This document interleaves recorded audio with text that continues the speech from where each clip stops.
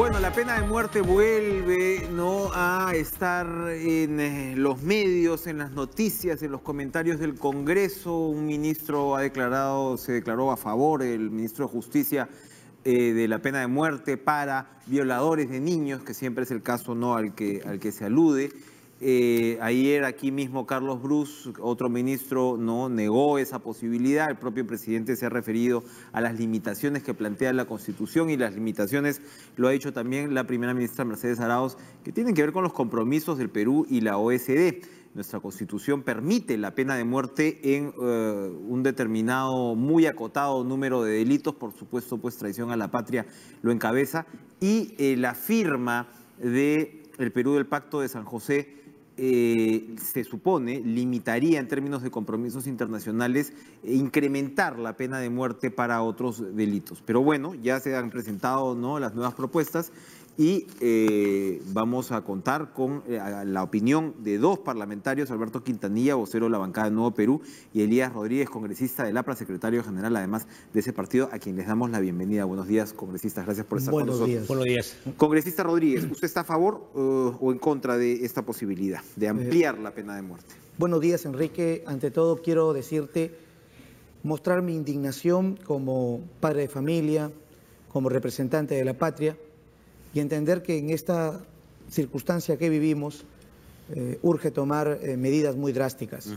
Tenemos policías que violan menores, tenemos representantes o curas que también han violado menores, padres de familia que violan a sus hijos bebés, es decir, de pocos meses, y tenemos casos de docentes que embarazan a alumnas.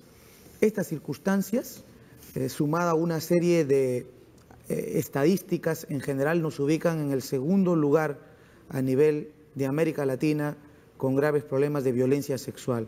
Entonces creo yo que debemos asumir como Parlamento la decisión de, representando nuestra institución, colocar acciones muy drásticas.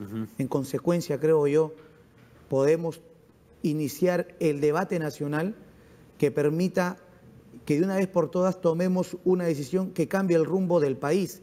En este aspecto de una pena muy drástica, la pena capital, pero al mismo tiempo articulando acciones que permitan una etapa de prevención, que permitan una acción del Estado en políticas de salud mental, que permitan el tema de la igualdad entre hombres y mujeres, el respeto, las oportunidades para todos, es decir, una educación importante que lleva tiempo.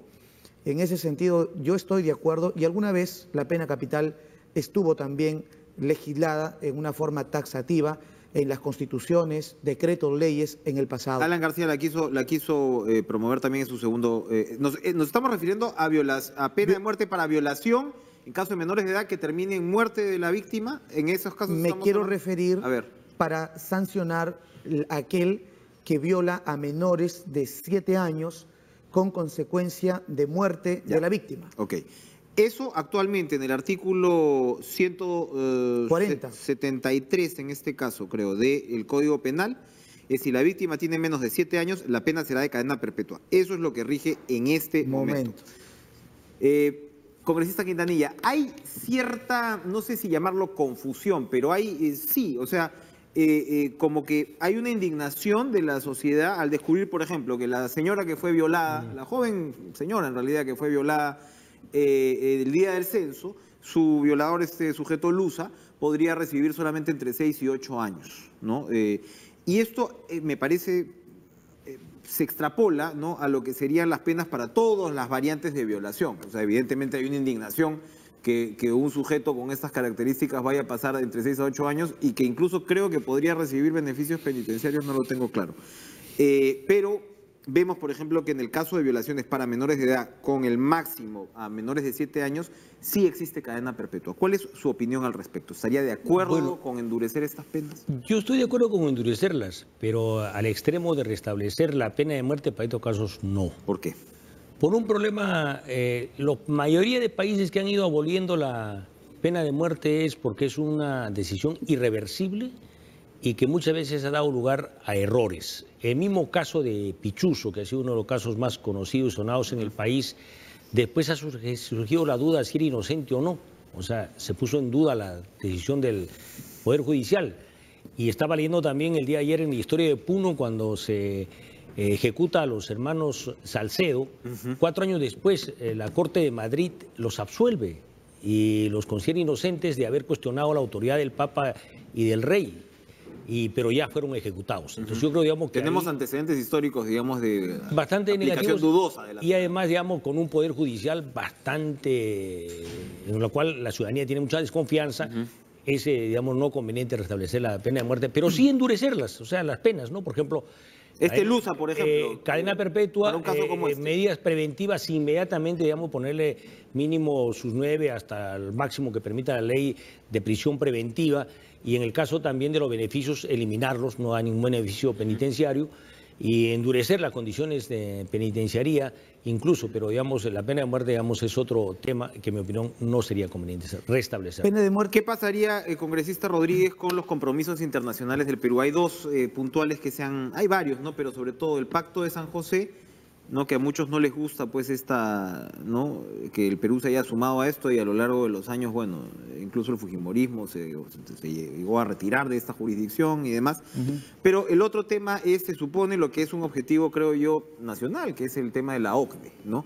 La OCDE también demanda por un recorte, ¿no? Cada vez más progresivo, ¿no? De la pena de muerte. ¿Cómo el Perú podría conciliar sus compromisos internacionales con una medida como esta? Ante todo, solo quiero recalcar que la pena de muerte en el Perú significa 35 años de pena privativa de la libertad, y luego tendría que ir un proceso de revisión. Hay una escala y una encuesta que ¿Cómo aterra. así? A ver, aclárenos, por favor. O sea, cadena perpetua significa 35 años. O sea, una persona que es sancionada 35 años. Y luego entra un proceso luego de los 35 de años así es. Tiene derecho a una revisión. Hay una estadística que aterra a todas luces, que señala específicamente que hay violadores en proceso y otros sentenciados, aproximadamente 7.907, la gran mayoría a menores de edad, los cuales están en escalas de 20 a 25 años. Que pasando estos 35 años, estas personas aún salen en una edad donde precisamente no pueden resocializarse. Y creo que una persona debe tener un trastorno mental, tiene que ser un criminal para que cometa estas atrocidades. Entonces, esta cadena perpetua siento que no va a cambiar la situación en la cual nos encontramos, porque ya se puede aplicar. Ahora, los convenios internacionales, en este caso el Pacto de San José de Costa Rica, jurídica y políticamente no tan solo puede ser denunciado, es decir, poder salirnos en una parte que corresponde específicamente al establecer la pena de muerte, sino yo he encontrado el decreto de ley 2583, que fue promulgado en abril de 1974 y que es la norma que establece sanciones por delitos de violación sexual antes del Código Penal de 1924, o que refuerza el Código Penal de 1924. Si esta norma, hacemos un estudio, podría justificarse que sea vigente. Que sea vigente antes, que haya estado vigente al momento de la firma. Claro, antes de ser ratificado en la Convención el año 78. Entonces, estas posibilidades legales tienen que ser exploradas. Yo saludo que el ministro de Justicia ponga, gracias a su opinión del día domingo, este tema en ciernes, dado que los problemas de violencia son muy graves, ha desbordado al Estado, tiene consecuencias de muchísimos años, y las sanciones que se han ido colocando hasta este momento, pues no tienen el grado de disuasión que necesitamos. Necesita acompañarse, creo yo, de penas drásticas, del retiro de algunos beneficios que pueden obtener totalmente absolutos, pero de esta pena capital importante en estos tiempos. ¿Habría posibilidad de sustraerse, así sea de manera parcial, del compromiso jurídico internacional? Bueno, el problema es que la renuncia a pertenecer al Pacto de San José de Costa Rica tiene todo un procedimiento que nos llevaría por lo menos 5 años, y después de 5 años la aplicación tiene otro plazo semejante, o sea, estaríamos viendo la posibilidad de restablecer plenamente dentro de 10 años. Pero el problema es de que uno pierde otras cuestiones de los compromisos internacionales. O sea, digamos, hay también otras leyes en el combate a la corrupción, el combate al narcotráfico que nos involucran. O sea, creo que lo más adecuado ahora es endurecer las penas, las condiciones, las medidas precautelares, o sea, las prisiones preventivas y la reducción o eliminación de los beneficios. Creo, digamos, que por ahí estaría más en cuanto a penas. Y en cuanto a políticas sociales, ciertamente hay que tener una política más de prevención, de fortalecimiento a las reacciones de las personas, de los niños, ¿no? Que sepan que cuando inmediatamente alguien le está insinuando o ha hecho el menor atisbo de acosarlos, informarles a sus profesores, a sus compañeros, a sus padres, sobre todo, para que se tomen las medidas de previsión. Y esto significa, digamos, también una educación en materia sexual más liberal, ¿no? O sea, eso de mantener tabúes, cosas que no pueden saber los niños. Creo, digamos, que eso tiene que ser dejado de lado. ¿Dónde está exactamente esa intersección entre conservadurismo? ¿Dónde está parado uno frente al debate? Porque usted, por ejemplo, se refería, congresista Rodríguez, a estos son enfermos mentales. Ok, entonces, la política, ¿dónde está en ese caso? Sería matar a los enfermos mentales, si es que es así. Si es que no es así, si es que estamos hablando como la reproducción de una cultura que ha tolerado una atrocidad como esta, la pena de muerte es la salida. ¿Cómo hablamos pues de la tipificación de un delito brutal, sin duda, como este? Pero la pregunta es si es que finalmente la pena de muerte va a ayudar a superar esta situación. Rápidamente leo la lista de países que admiten la pena de muerte de violación. China, Japón. Egipto, China, Corea, Corea del Norte, ¿no? Uganda, Bangladesh, Emiratos Árabes, Tailandia, Irán, Irak, Pakistán, Palestina, Siria, Sri Lanka, Vietnam.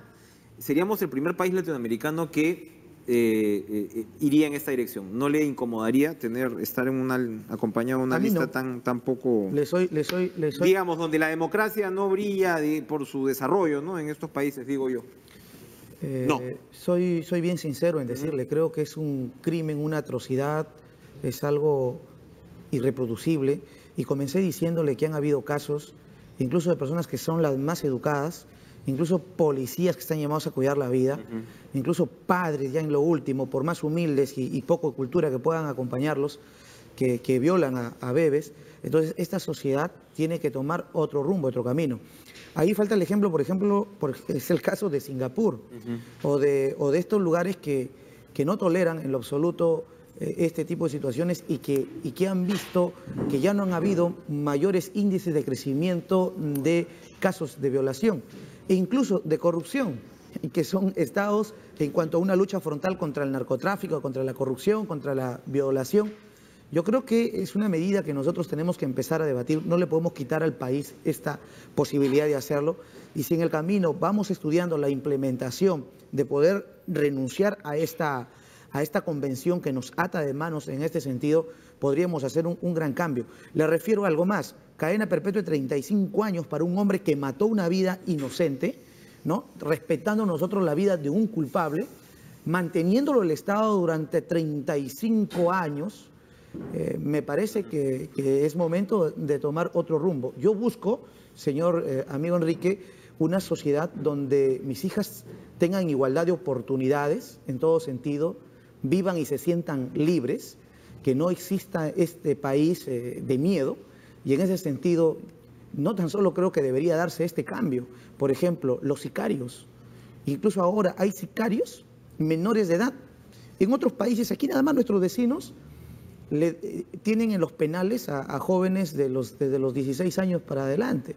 Nosotros debemos atrevernos a tomar otra actitud. Hoy, pegar a una mujer que tiene lesiones leves no significa cárcel, en lo absoluto. Entonces, pero al mismo tiempo el Congreso no quiere saber nada con que tenga la palabra género, porque eso ya, en fin, va a homosexualizar a toda la población de menores. Al mismo tiempo, nos estamos quedando por el otro lado. ¿No cree usted que la discusión tiene también Sí, tiene que buscar un punto medio. Sí, tiene que buscar un punto medio, y la realidad del día de hoy, para mí, exige que tomemos medidas drásticas. El congresista Quintanilla, para terminar, el congresista Rodríguez expresa una opinión en la cual uno puede o no estar de acuerdo. Seguramente las encuestas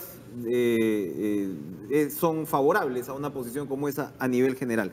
¿Cómo desde su perspectiva, que la ha desarrollado, desde su perspectiva, le diría a la población que un hombre, un monstruo como el que violó a su niña de 2 meses de nacida, no, a una bebita prácticamente recién nacida, merece vivir? No sé si merece vivir, de repente no merece vivir como escalofrío, que es un regalo, una cadena, una pena de muerte para esta persona. El congresista Rodríguez dice, ¿qué hacemos si en realidad la cadena perpetua no es tal? Es una sentencia de 35 años que puede ser revisada. ¿Cómo le decimos a la sociedad, desde su punto de vista, que... Yo quiero decir que hay que endurecer la política en contra de estos delitos que son execrables, empezando por lo que tú señalaste.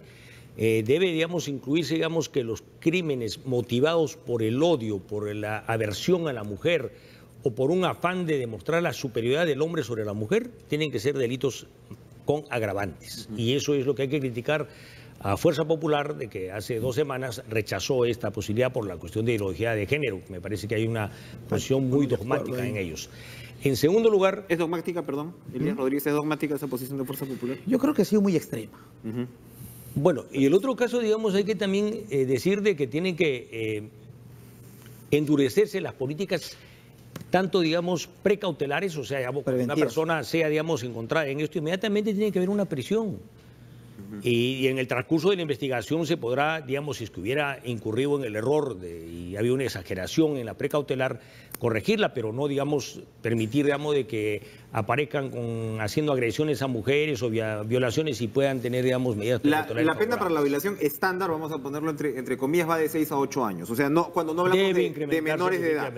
Y los agravantes, uno dice, claro, entre 6 y 8 a la hora de beneficios y todo no significa mucho, pero los agravantes para pasar de 6 a 8, por ejemplo, es que amenaces con un arma a la persona, es si eres miembro de las Fuerzas Armadas, es si eres una posición que tiene una relación de poder sobre la víctima. Claro, suenan como agravantes muy lógicos, pero al mismo tiempo... En el número de los años no se condice. No, sigue siendo muy benigna. O sea, yo creo que hay que incrementar los máximos, incluso hasta la cadena perpetua. Y ese problema de los 35 años, no es que, digamos, se diga que a los 35 años automáticamente la persona va a ser puesta en libertad cuando está con cadena perpetua, sino que hay una evaluación, o sea, si que ahí, digamos, se tomará una decisión. O sea, yo no creo, digamos, que ese sea un problema a discutir. 35 años es un tiempo bastante grande y la evaluación me parece, digamos, totalmente normal. O sea. Un aporte. Isaac Ehrlich, reputado investigador en temas de ley y economía, y Gary Becker, premio Nobel de Economía en 1992. Por cada pena de muerte se evitan 8 muertes de personas inocentes. Hay estudios patólogos. Debemos empezar diciendo de que este es un tema de todos. Mientras el Estado dice, la Constitución lo establece, dejémoslos para discutirlo en el Parlamento y haya una decisión jurídica y política. Sin embargo, todos los sistemas hay que mejorarlo, Poder Judicial, Ministerio Público, establecer políticas preventivas y también, algo muy importante, abordar políticas verdaderas de lo que es salud mental en nuestro país. En eso yo creo que hay algo que quiere avanzar. Todos de acuerdo, ¿no? Aunque claro, también incluso la salud mental, ¿no? Se tiñe de una discusión que entonces se dice que no hay salud mental aquí, en fin. Es una situación compleja, es una discusión sensible y sin duda ustedes tienen posiciones contrapuestas, pero creo que hay acuerdos importantes en lo que debe ser pues las políticas de prevención y sin duda pues endurecimiento de ciertos temas. De avances, prevención y endurecer. Gracias Alberto Quintanilla de Nuevo Perú, gracias Elías Rodríguez del Partido Aprista. Nosotros continuamos con la información. Buenos días, gracias. Buenos días.